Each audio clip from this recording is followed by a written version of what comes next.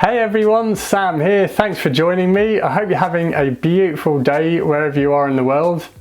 In this video, I'm going to show you how to paint this landscape that features some broadleaf trees, and I'm going to be painting these using acrylics.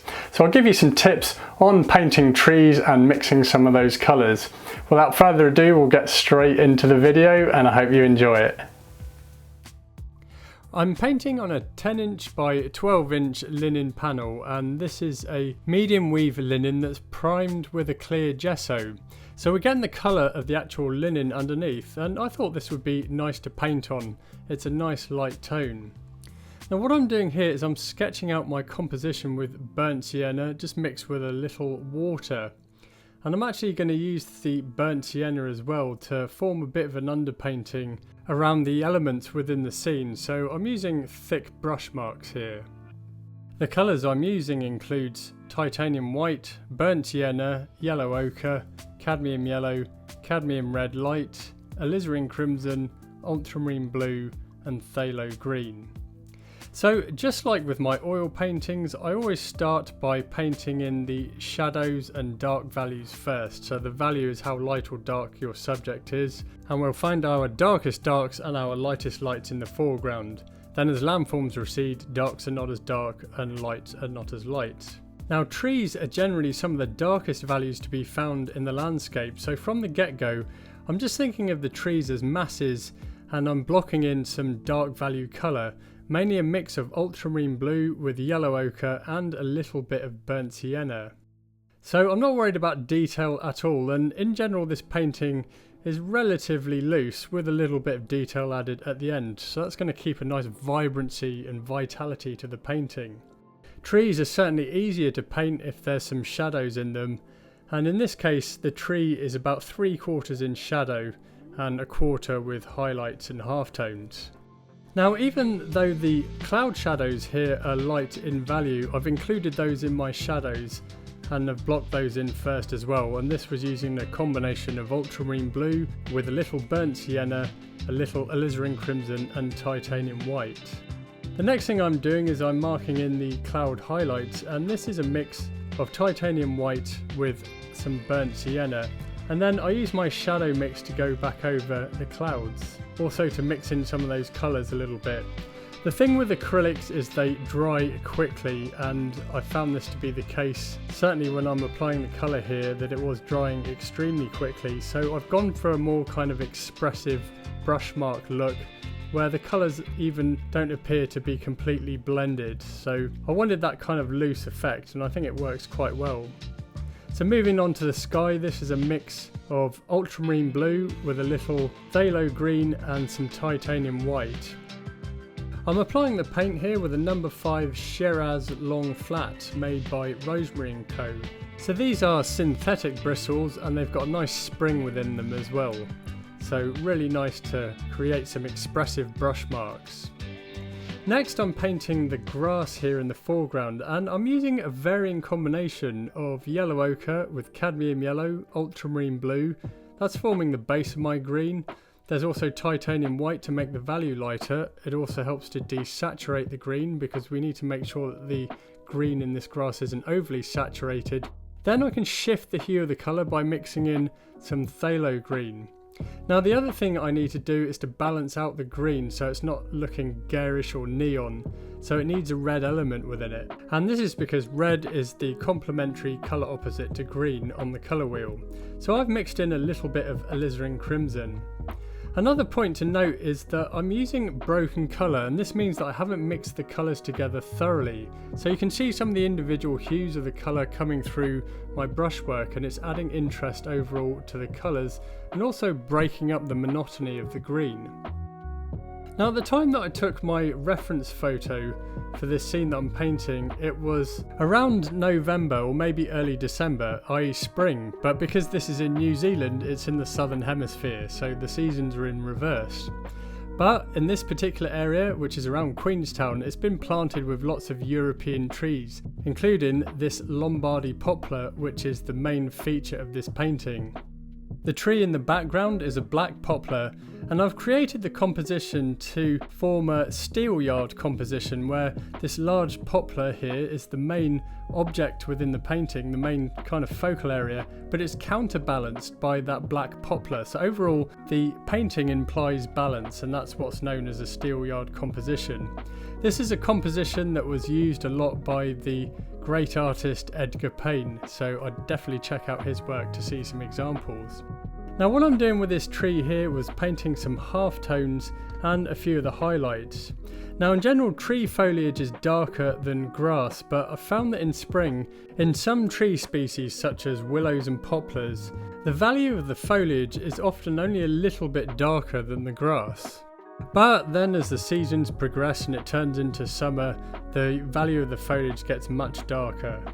So as I said, trees as a general rule of thumb are some of the darkest values to be found in the landscape.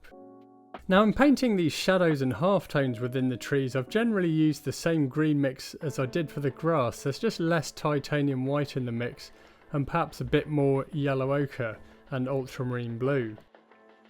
Now just like with my oil paintings, once I've covered the canvas with paint, I then go back across the whole thing to restate the dark values and start tidying up areas. Now of course, being acrylic paints, they dry quickly, so I was able to finish this whole painting in one sitting. One of the things I'm doing here is I'm adding some texture to the sky with the same colours that I was using earlier, but I'm also using the sky mix to help define the clouds by filling the negative spaces around them. Then back towards the lake here, and I'm able to use the same colours that I've used in the sky with also a little bit of yellow ochre, and again create some texture with some loose gestural brush marks. Next I'm going across the tops of the trees here and I'm adding lighter value colour. So what I'm doing now is I'm building up those lighter layers. Overall, when I'm painting a landscape, I keep my paintings tonally darker, and then as I add more layers of paint, I add lighter value colour, and this helps to build up texture and interest within the painting, and it helps to make the various elements and masses look much more three-dimensional. So I've been using varying mixes of my greens here. I've used the same colours all along, but I've just varied them in different amounts to create different hues and different tones. Now I'm restating the dark values in the trees using a mix of ultramarine blue with yellow ochre and even a little bit of burnt sienna.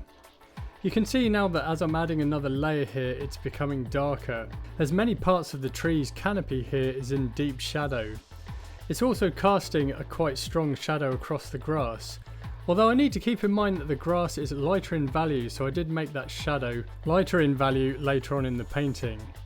And now here I'm painting the suggestion of a network of stems and branches using a mix of ultramarine blue, burnt sienna, some titanium white and alizarin crimson. Now that the main form of this tree is established, I'm going to start painting some more areas in light and other aspects of the tree's canopy to make it look more full. Also to communicate that there's dense clumps of leaves, and I've even feathered some of the ends of the tree's canopy and painted the suggestion of a few leaves, so far mainly in the shadow areas. There's also light passing through the tree's canopy, so some of the leaves are being illuminated in the sun. There's even some translucency as well, as the sunlight's passing through some of these leaves. Now I'm still using relatively broad brush marks here with my number 5 Shiraz flat brush, but I'm painting in some more of these shadows, but making the value of the colour a little lighter than the occlusion shadows that I first put down. This is a very dark green mix, so it's my existing shadow mix, but with also a lot of ultramarine blue, yellow ochre and some cadmium yellow within there.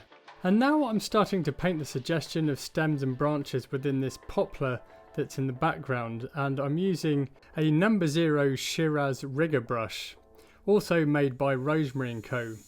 I love using Rosemary & Co brushes, and if you want to get some, I've put a link in the description box below.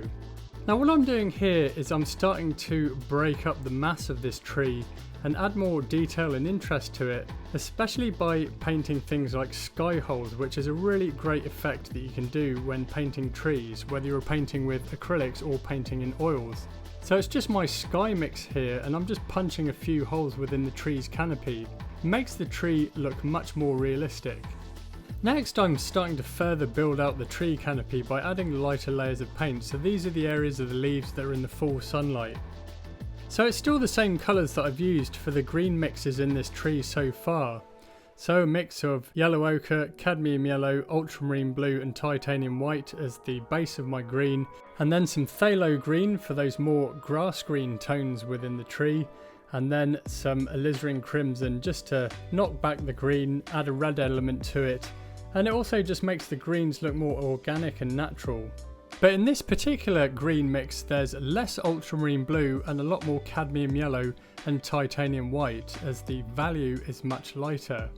So at this point in the painting I'm wanting to build up the suggestion of clumps of leaves, so I'm using shorter, sharper marks here. And even at this point I've switched down to using a smaller brush. Here I'm using a number 3 Shiraz filbert brush and marking in the suggestion of clumps of leaves. I'm again painting some more halftones, so this is the transition zone between the areas that are in light and the areas in shadow. I can use these halftones even to paint the suggestion of leaves that are in shadow but are being bathed in the reflected light, so the surrounding light that's reflecting off these leaves. Now whilst I'm letting these leaves dry, which won't take very long, I'm just using that time now to sharpen up some of these shadows within the scene and just make it look much more realistic, like there's bright sunlight shining on these trees. And a good way of doing this is to paint the tree shadows being cast onto the grass here. By the time I painted the tree shadows in the grass, the leaves that I just painted just a moment ago were already dry, so I was able to go back and add some more details to this tree. So I'm just building up the areas of shadow and halftones within the tree's canopy so that I can really emphasize the areas of the tree that are being bathed in the full sunlight. I decided here to add a bit more texture to the lake, again using the same colours I was using before, which is ultramarine blue with a little yellow ochre, some phthalo green and titanium white. And I was also using this mix to punch a few more holes within the canopy of the tree, so as to break up the mass of the tree canopy and add some more interest to it. Now as I carry on painting this artwork, I'd like to introduce to you the sponsor of this video, SKOOL. SKOOL is an easy to use platform where you can create your own courses, host your own community and schedule events such as Zoom meetings or YouTube live streams, for example. And this can all be done in the one platform.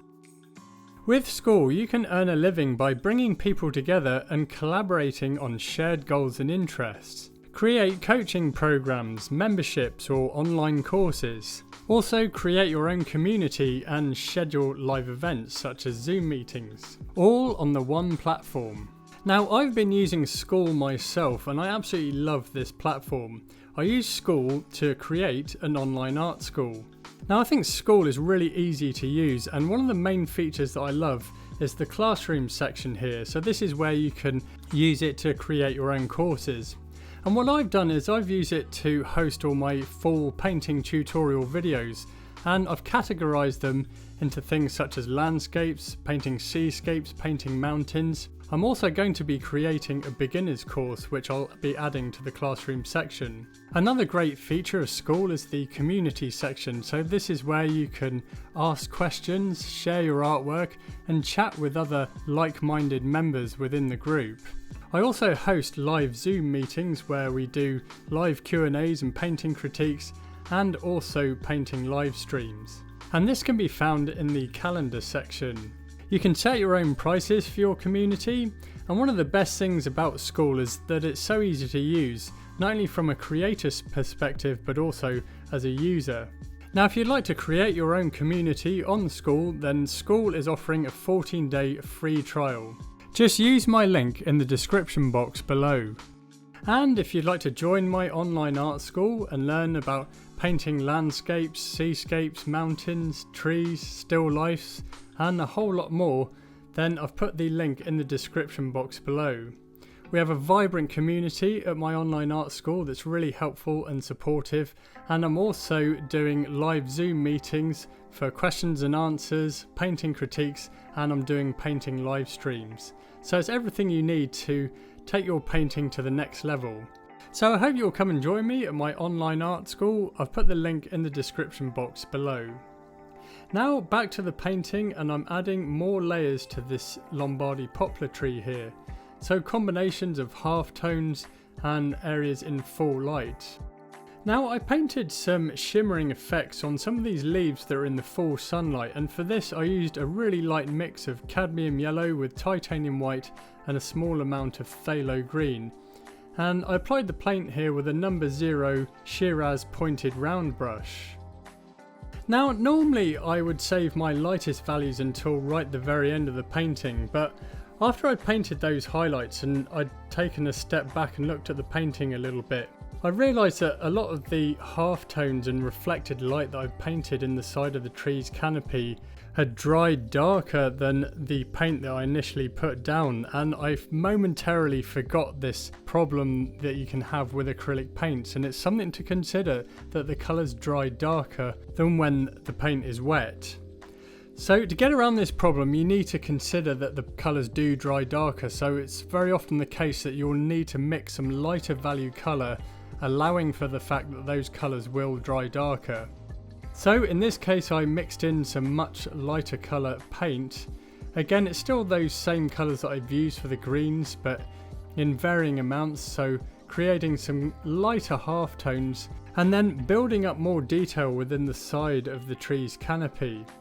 And it's certainly bulking out the tree canopy and making it look more interesting. I'm using much smaller brush marks as well, and I'm finding that this number 3 Shiraz filbert brush is really good for painting the suggestion of clumps of leaves. So I'm painting a few of the individual leaves, not too many, but just enough that it makes it look like a full leafy tree canopy. And then lastly I added some more of the stems and branches and just painted a bit of reflected light there using a mix of ultramarine blue, burnt sienna, titanium white and alizarin crimson. And with that the painting was complete. So I hope you enjoyed this landscape painting and that it inspires you to try painting with acrylics. If you'd like to learn more about painting landscapes and painting in oils, then check out some of the other videos I have on this YouTube channel. Also, if you subscribe to my email list, I'm giving away a free ebook on Introduction to Oil Painting, and I've put the link in the description box below. So I'd like to know, do you paint with acrylics or do you paint with oils? Which one do you prefer? Let me know in the comments section below. Thanks for watching, happy painting, and I'll see you in the next video.